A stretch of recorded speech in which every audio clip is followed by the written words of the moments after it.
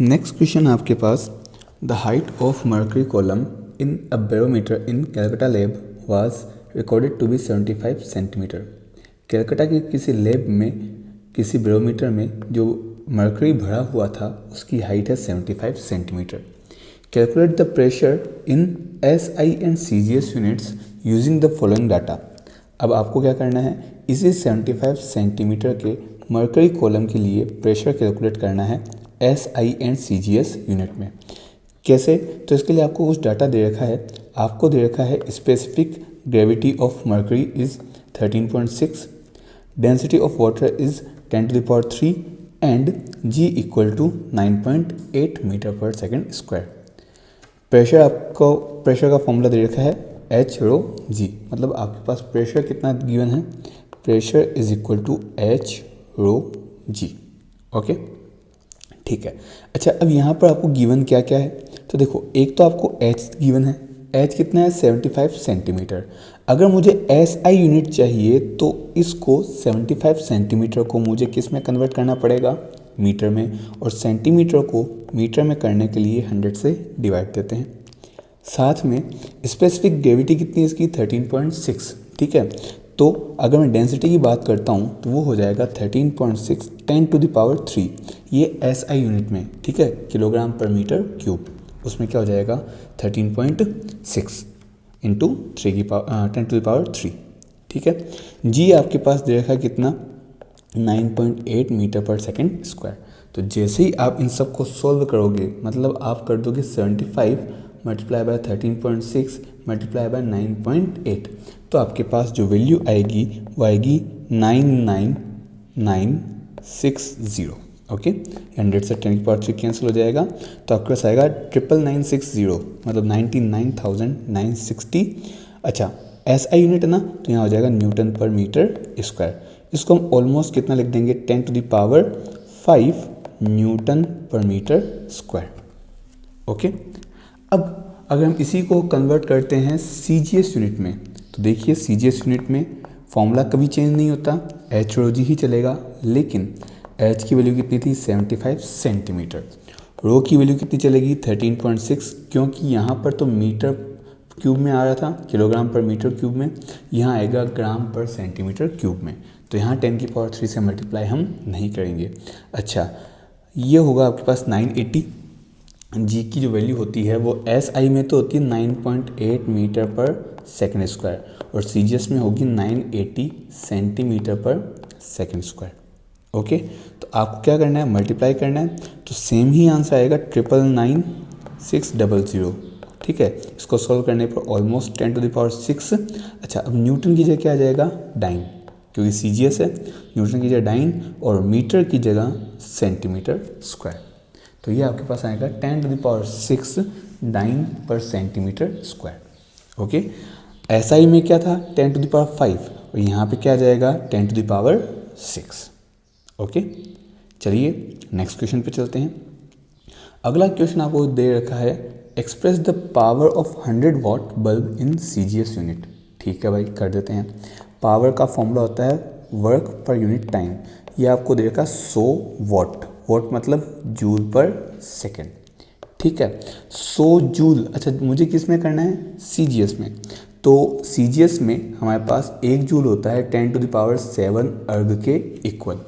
अर्ग क्या है, अर्ग क्या है आपके पास, जो जूल थी, जो वर्क है उसकी CGS यूनिट, तो मल्टीप्लाई बाय 10⁷ अर्ग पर सेकेंड, तो आपके पास आ जाएगा 10⁹ अर्ग पर सेकेंड।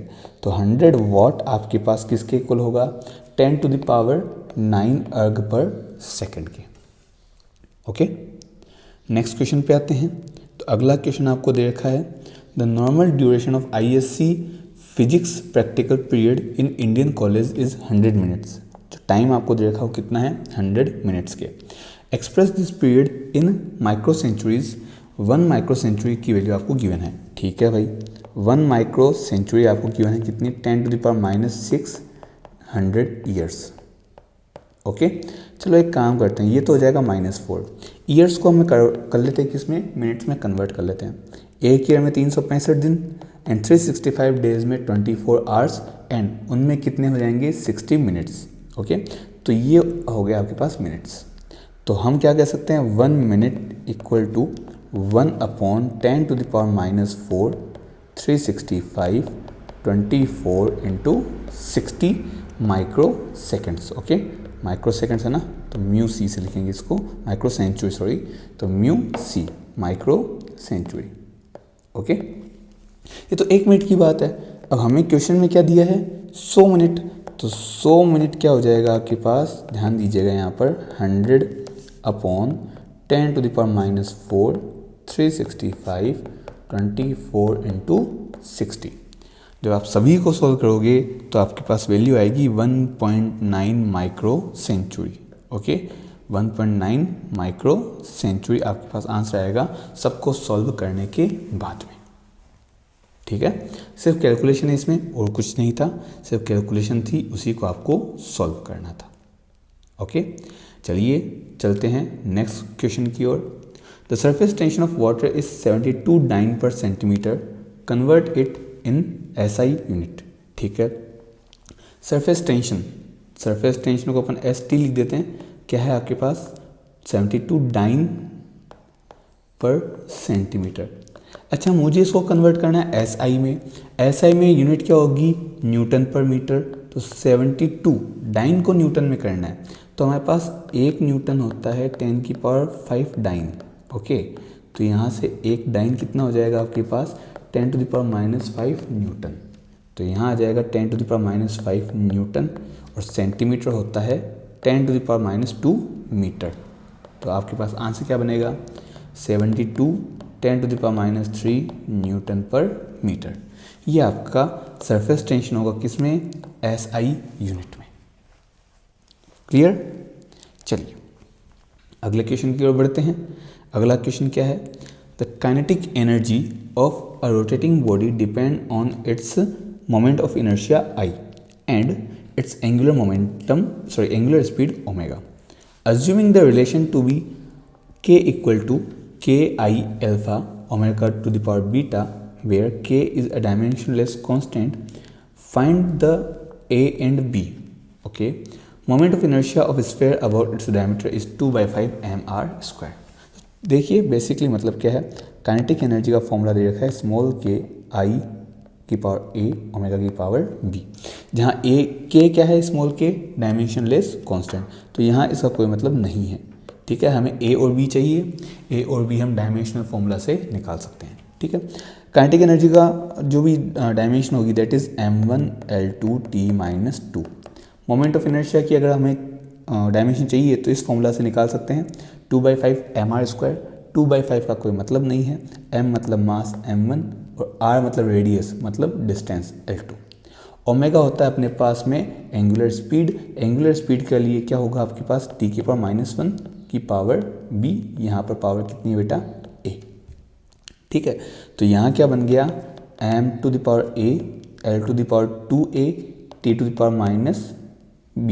ओके, -b ये तो आएगा। तो यहाँ से सोल्व करोगे, कंपेयर करोगे m1L2T-2 को, तो जैसे ही कंपेरिजन करोगे देखो m की power a equal to m⁴ 1, तो यहाँ से a कितना आ गया 1 आ गया। ठीक है, आप चाहो तो इससे भी कंपेयर कर सकते हो, तो 2 इक्वल में 2a, तो a वापस कितना आ जाएगा 1 आ जाएगा। थर्ड में देखिए -2 इक्वल में क्या आया आपके पास -b, तो b क्या आ गया 2, तो आपके पास a की वैल्यू तो आएगी 1 और b की वैल्यू आएगी 2।